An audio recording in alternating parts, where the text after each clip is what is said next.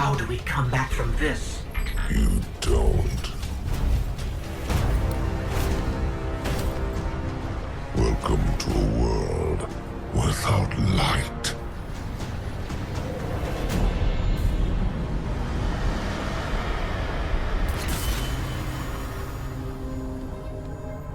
Guardian, something's wrong.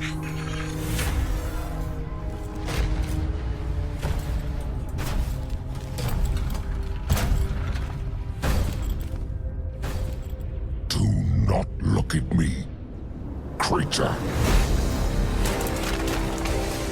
You are weak, undisciplined, cowering behind walls. You're not brave. You've merely forgotten the fear of death. Allow me to reacquaint you.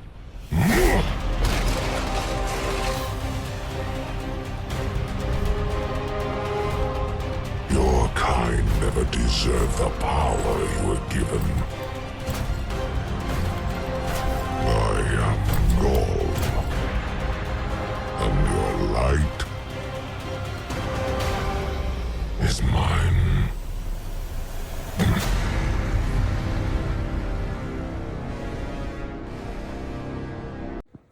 If you were 10 years old in 2017, there is a pretty good chance you had at least heard about Destiny.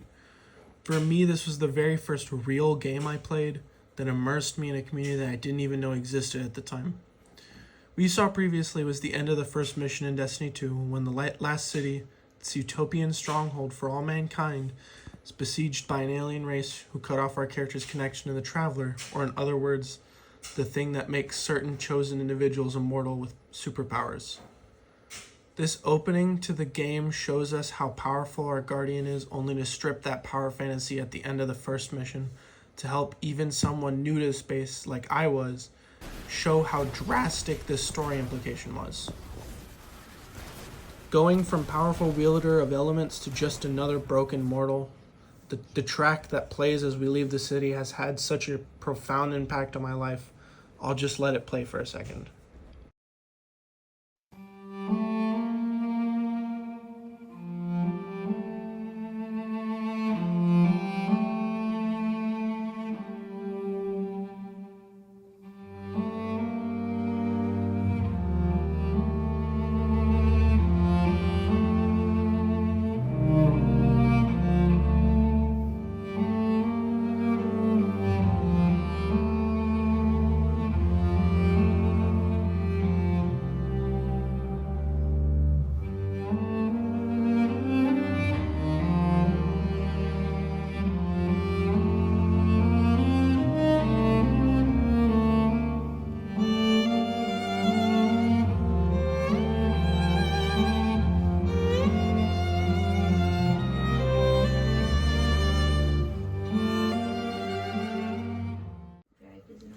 This melancholic harmony to play it as we drug ourselves from the city.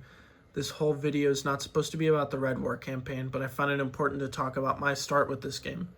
The more pressing thing I wanted to talk about was the community and experiences playing with friends has had on my personal life.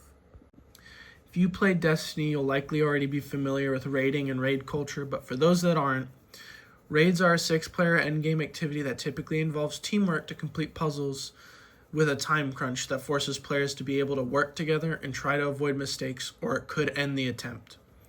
When I first started Destiny, I didn't really know what raids were, so later, when I joined a looking for group post just for fun, I was extremely surprised when I was taken into an activity with 6 players where we were solving puzzles that had to do with plants and stealth. Destiny was fairly unique in this gameplay style, especially when compared to others in the first-person shooter genre. Now after this point, I took a break from the game for a few years, and I made some very good friends also interested in the game before I came back. This, along with the Beyond Light DLC, pushed me to get entranced in this game again. We started to play more and got better at the game, and eventually we would play every day doing harder and harder activities that I wouldn't have been able to do without them. Then, as raiding became more feasible, I started to participate in them more. It got to the point where some weekends I would get on just to do raids, and in the process occasionally had to leave my friends behind to play with other players, also looking to complete the raid. A great deal of the people I have met in the process of this were extremely kind, and many made efforts to help everyone learn the mechanics of the puzzle so that others can learn. One of the things that I also can't ignore is the hero moments these raids bring. For those who don't know, hero moments are typically those times when you or one of your teammates does something that saves a run. They make you feel good at the game. There is a time when I was doing a flawless run of the King's Fall raid, where you complete the raid with no deaths. We got to the hallway with the pillars that launch out of the wall, and I got launched off the side of the map. Now everyone looking at me was thinking, that's the end of this run, we'll have to restart. They, however, ended up being wrong when I used heat rises to consume my grenade to float upwards back onto the wall and save the run. If you ignore that I almost ruined it for everyone. Other times when someone dies during an encounter and you take over their job to save the team from a wipe, it makes you feel this sense of heroism, like if you didn't step in, your whole team would have been screwed. This whole feeling of heroics made this game feel so moving, on top of how fun it was to experience the stress these encounters induced. Now, another thing that would stick in my mind forever is that first raid I ever completed with my friends.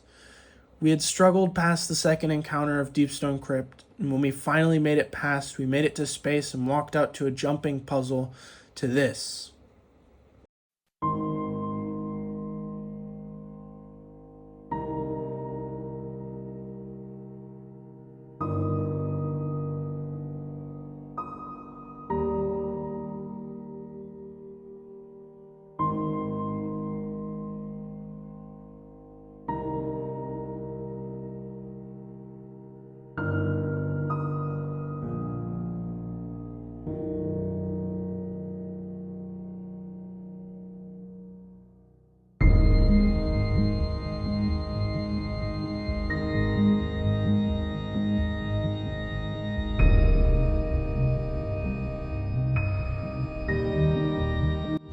This song has taken on a big part of my love for Destiny because of how much it meant to me and my friends. We'd always mute our mics and go silent during the song to observe its brilliance. I get goosebumps every time I listen to the song, and through my evolving thoughts on Destiny, it always follows all the things I love about this game. It reminds me of the late nights staying up to do just one more dungeon or one more nightfall. In retrospect, it was never about the game that I stayed on those late nights. It was to play with my friends and experience this world I fell in love with them. So the story for this game was also so enjoyable. I'd probably need to make another video on just how good the story is, but to sum it up shortly, this game's story is why I want to be a writer.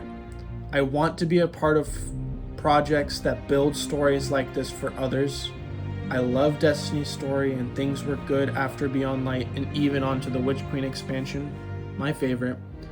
But then we get to Lightfall.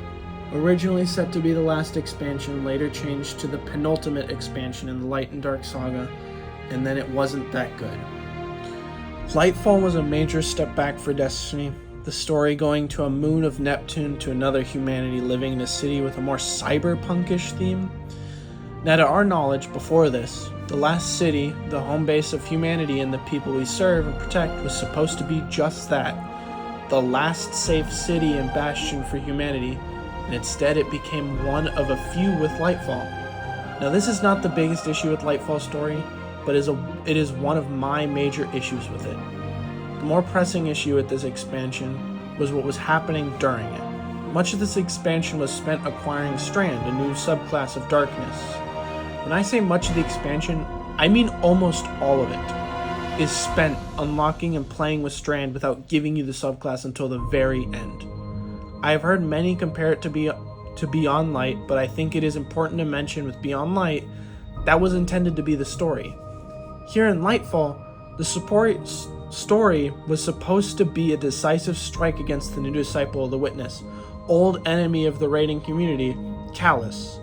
However, instead, this became a forced use of the new subclass to kill in one shorter campaign someone who has been hyped up as this big threat, especially now that he is working with the Witness.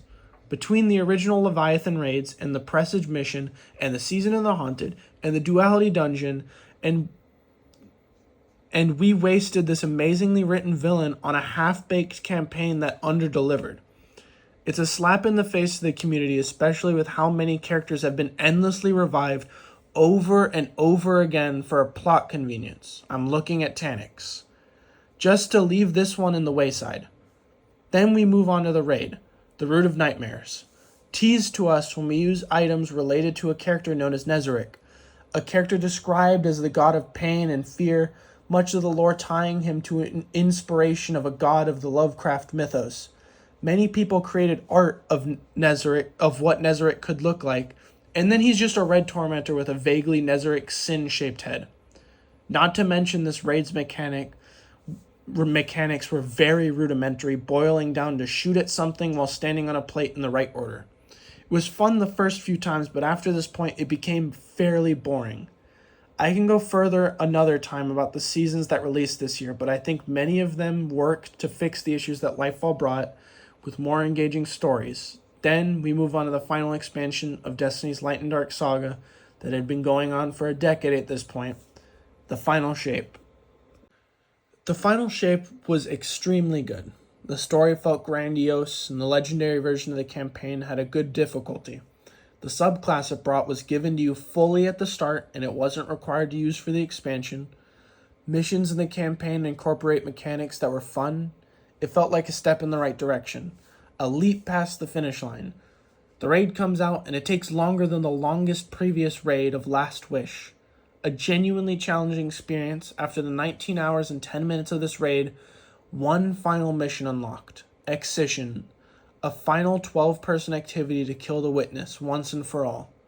Our ghost was damaged in the beginning of the Final Shape DLC, and here our ghost uses the Traveler's Light to finally help us kill the witness.